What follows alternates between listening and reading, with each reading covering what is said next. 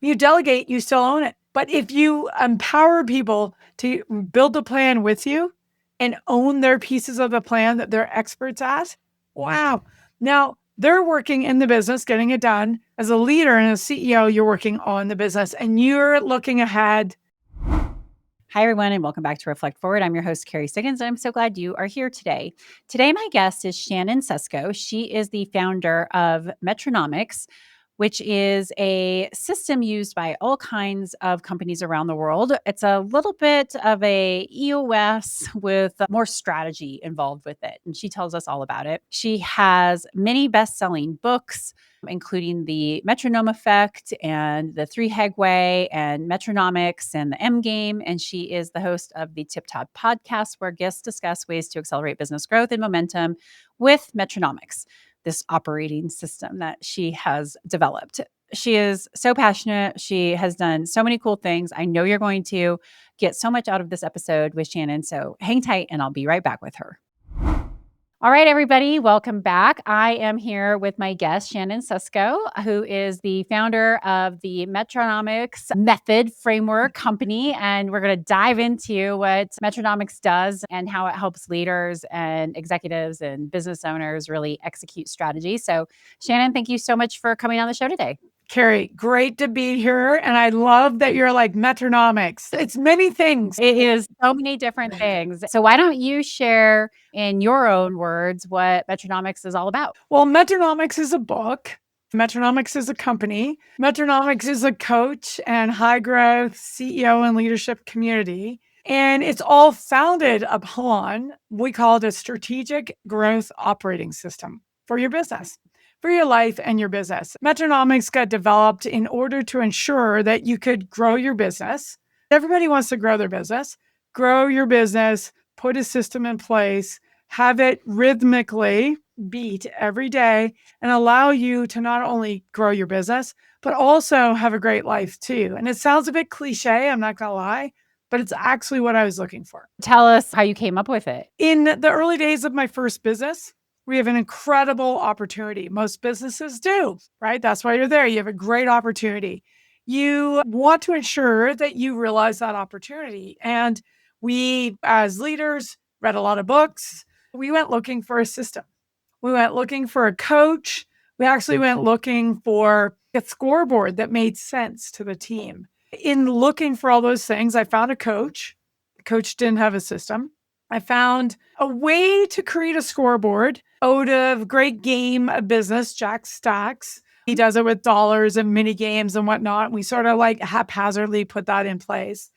And we didn't find that system. And so what we decided to do is, as a leadership team, I had a fabulous global leadership team, came together to actually take advantage of this opportunity in my first company. We decided, let's build a system. We had no idea really what we were doing, but we knew the pieces. We just couldn't figure out how to connect them.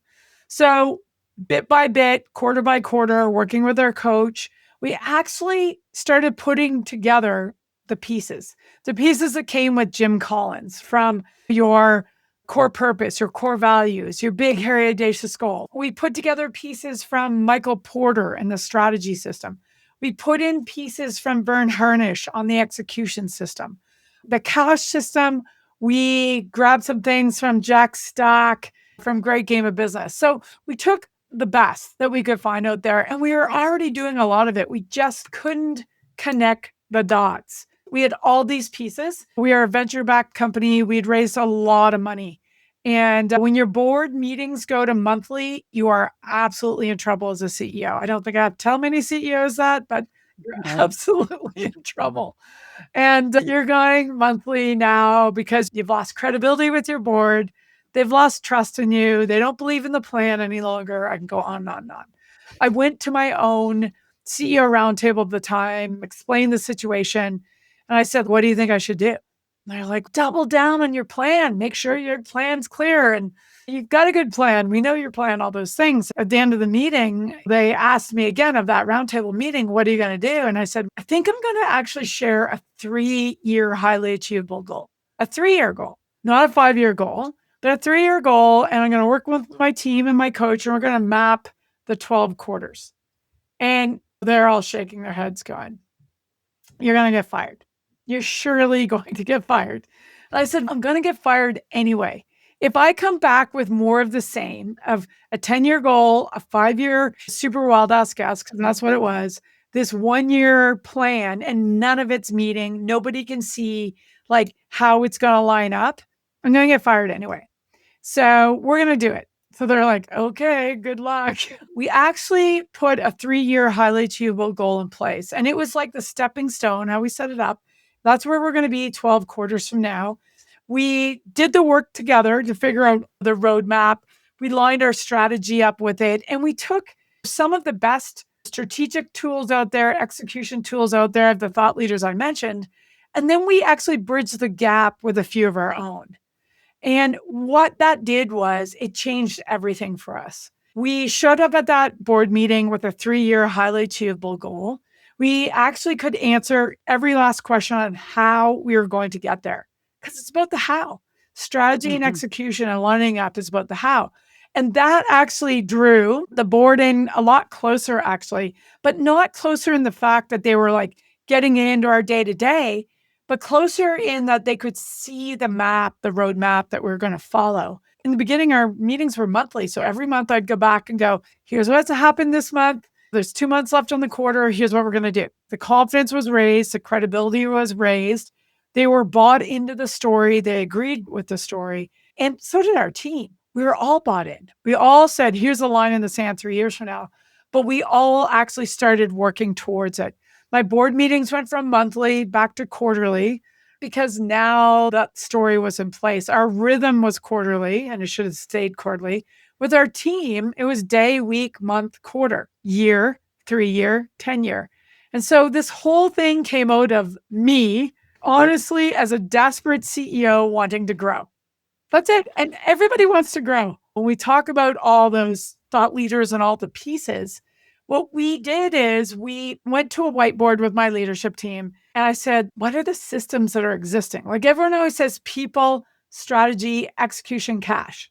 And so like strategy, execution, cash, like check, check, check. Hard edge systems, most people could check them. The other systems, right? Our cultural system, our cohesive system, our human system is what we call it, which is all about people, accountability, clarity of scorecard. Like they were just flailing out there. And my coach, even of that time, was like, you have to get the right person in the right seat doing the right thing. I'm like, I believe in that. But like, how do you do that? And so we created a system, the strategic growth operating system is what we call it, because strategy is in the core of it. That 3-year highly achievable goal is the absolute core. And what balances it is the people systems where culture, cohesive, human, connected to the score, which is 3 years out. And it's also connected, that aligns with the strategy, the execution, and the cash. By really a matter of desperation of putting a 3-year highly achievable goal in place that myself and my team created, and then sharing the story to the board, created and unlocked the key to stay connected all the way through when you're growing an organization. Most CEOs are running around playing whack-a-mole. Let's do a little strategy. Let's run over here, do a little cash. Oh, let's do a little cohesive exercise today, rather than having the system running as like a team habit within your organization that you can forget about over time. You stack the habits and basically it's day by day, week by week, month by month, quarter by quarter. Yep. The system gets put in place. It's not a flick the switch for sure. Yes. And I think that's probably what overwhelms most people is, okay, it's going to take me a year to put this system into place. Yeah. Do I really want to do that? Yeah. How do you help CEOs and leadership teams get over that overwhelming feeling of there's just so much work to be done? I definitely know that feeling. I know you know that. Oh yeah, I know it well. And it is about breaking it down, right? And when we originally put it in, we were desperate for growth. We were at a desperate time. We did our 3-hag, and then we had to put a system behind it. Now, when we work with CEOs and their leadership teams, number one, they have to have the want. Like they need to be committed to evolving their behavior, because at the end of the day, it's behavior. These are team habits that the whole team needs to do. It's not just the CEO or not just the leadership team. Everybody's got to commit to the habit. But it starts very simply. It starts by a 2-day kickoff and everybody imagining what the plan should be. 10 years, 3 years, 1 year. And then it starts after that. Once you have the clarity of where you're going, it's creating that roadmap before you get in the car, right? And then you turn the car on, the car runs, and you can see where you're going. And I'm going to go left, I'm going to go right. That 2-day kickoff gives you that roadmap. Then we have to make sure there's an engine going behind it. And we're just going to start it slowly. And when we kick off with a team, once we have that roadmap, we actually kick off. I make sure all the teams I kick off with, we kick off with a daily huddle. I originally learned the daily huddle out of Rockefeller Habits. And for me as a young CEO is one of the first steps I put in place. I was working crazy hours, 90, 100-hour weeks. Nobody can sustain that. I was like, you got to try this huddle. You get your whole leadership team together for 15 minutes. You follow a standing agenda. Make sure it's 15 minutes. You're not solving anything in there. You're connecting. And the story's going to keep going every 24 hours. And you can answer quick questions or go offline with people in the meeting, your leadership team, ask quick questions. That saved me 40 hours in my week. In the first 4 weeks, 40 hours. Okay, so now I'm working 60-hour weeks. That's manageable. You can have a life at 60 hours. But the connection out of that, you get to share good news, you get to celebrate things. That's how you kick the meeting off.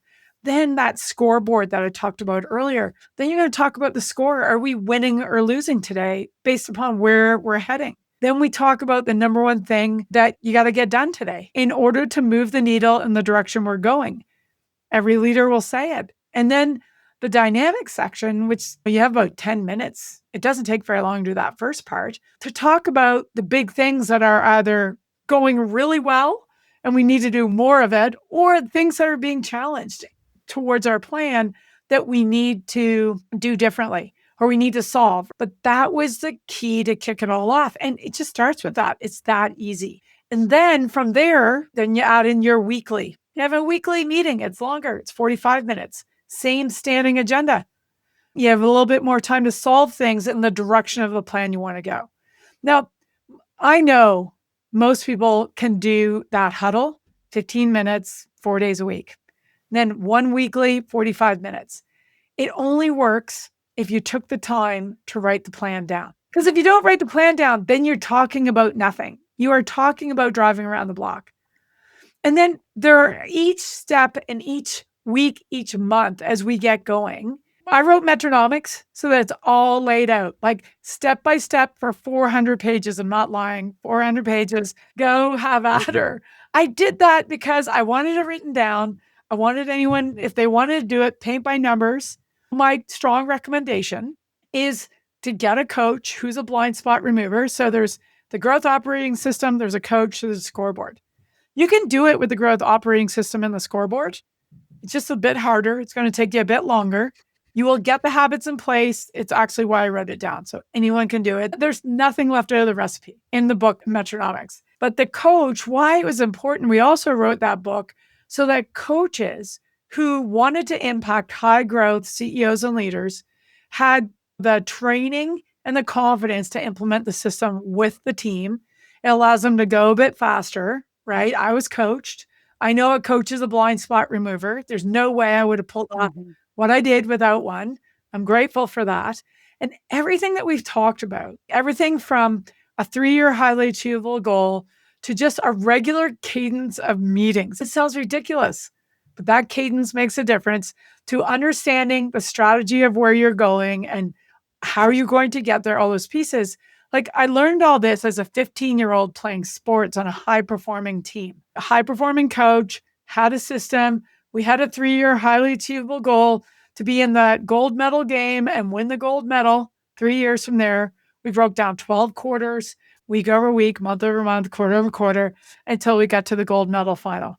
And I just want to tell you, we lost. What sport? I was field hockey. We lost 1-0.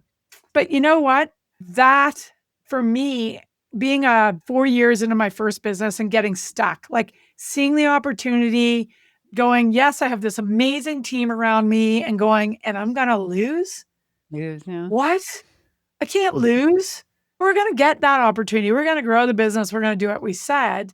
To take it back, why at that time, even before that, I went out and found a coach. Like in the mid-90s, people didn't go get a business coach. They went and got a business consultant. They went and got an advisor. They got a mentor. I'm like, no, I'm getting a coach. And everyone kept asking me, why a coach? I'm like, because a coach is going to work with me as CEO system. And then we brought that coach in to work with me plus my leadership team. When we think of Metronomics coaches, they're not CEO only coaches, they're CEO plus leadership team coaches. And that's all I know. Honestly, even when I was asked to be a coach, when I retired like about 15 years ago, I asked the CEO, what kind of coach do you want? They actually said a CEO plus leadership team coach. I was like, okay, I'll consider it. Because I can't imagine if you just coach the one person, they'll make a little bit of a difference. But coaching the whole team and putting the system in place, it's actually why I was able to exit my first company in 10 years, but exit my second company in a third of the time. Tell us a little bit about the trickle-down effect, right? How it really helps add clarity for every single person in the organization, no matter what type of position they have. You say trickle down, I say cascade out. In a traditional org chart, it's up down. Like you report up to somebody. And I really despise all that language as a 25, 26-year-old. So I was like, it's cascading. And someone goes, Shannon, that still goes down. Like, so the cascade sort of goes out.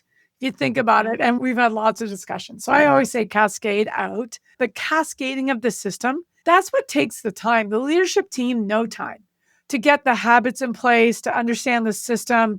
It's all written down now, makes it so easy. The cascading comes through the leadership team. And why we go 1 quarter, 2 quarters, 3 quarters with the leadership team when we kick off is because we really want the leadership team, number one, to understand the system. 2, they're fully committed and more to the system. And 3, usually by that time, the leaders are like, can we take it out to our teams now?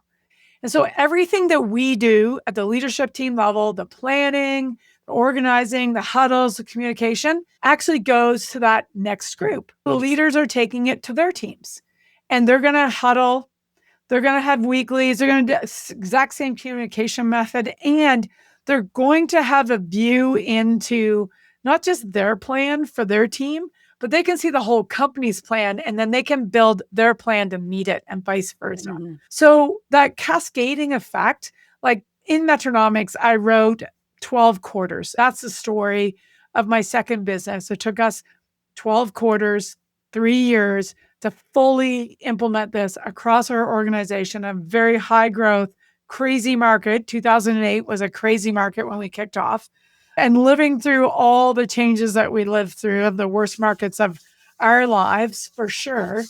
But you know what? It's because we had the whole team understanding where we were going. Everybody huddled in the company in 45 minutes. So that means information's flowing, leadership team to then their teams. The whole goal is to cascade this out to the entire team. And in doing this for many years with my own company, as well as working with many other companies, I love going to one of the offices or facilities or plants of one of my clients. They'll know I'm here and they'll walk up and say, hey, Shannon. And I'll see their name tag and I'll say, hey, Johnny, what are you working on today? And Johnny will tell me, oh, I'm working on this line. I go, oh, yeah, how come you're doing that? He tells me exactly why, knows the score. Everyone's connected. And the score from the whole organization will cascade in to the overall team score. Everybody owns a number that actually connects to the team's number, their own team's number, that connects in further to the company's number. This is why I say that the 3-hag, as much as it was probably like a desperate move, and it was the thing that connected the team to where we were going, what we call the things that flow through your business, to the plan. Because it was those things, it wasn't the dollars. When I'm talking to Johnny on the plant floor, he's going to tell me how many cases he needs to produce with his shift team, whether it's a case of a drink, whether it's a case of mechanical items, maybe it's screws, whatever it is, doesn't matter. But they absolutely know where, how, when, and if they won or lost that day. So to give context, what was your first and second business? Business was a payment processing business, global internet payment processing business, mid-90s, on the bleeding edge. And my second business was a post-trade automated compliance platform for broker-dealers. Now, that's a mouthful. In 2008, there was a lot going on with broker-dealers. Maybe explain what a broker-dealer is just for context. Yeah, so a broker-dealer buys and sells trades on the stock market. And Yeah. every trade that's made must run through the compliance rules of that Yes. market. And up until that point, there's only two other businesses that had automated compliance. It was very much done by paper, by printing the transactions from the day before, flipping them, eyeballing to see if there's anything out of whack. And that's really hard to eyeball when there's 153 rules. Yeah. And some of them take calculation. This was a way to actually run the exceptions every night across the electronic trades that happened every day.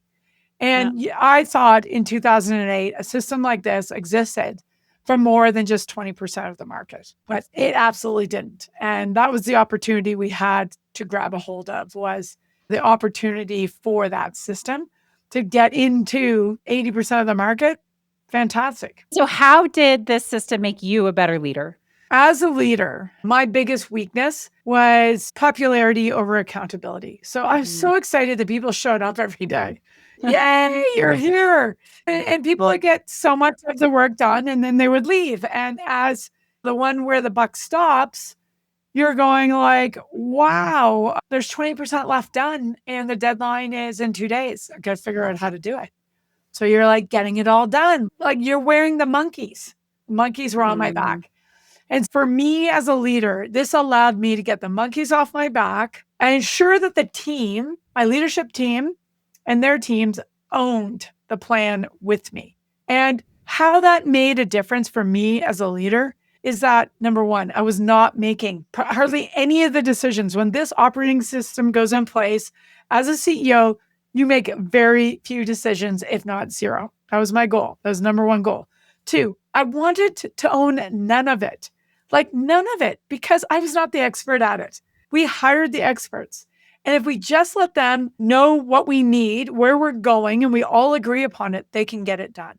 The last thing is, there's no way I'd be standing here today without a system like this that allowed me not only to build a business with an incredible team and be able to lead it and spend the time working on the business. That's the last thing I want to say.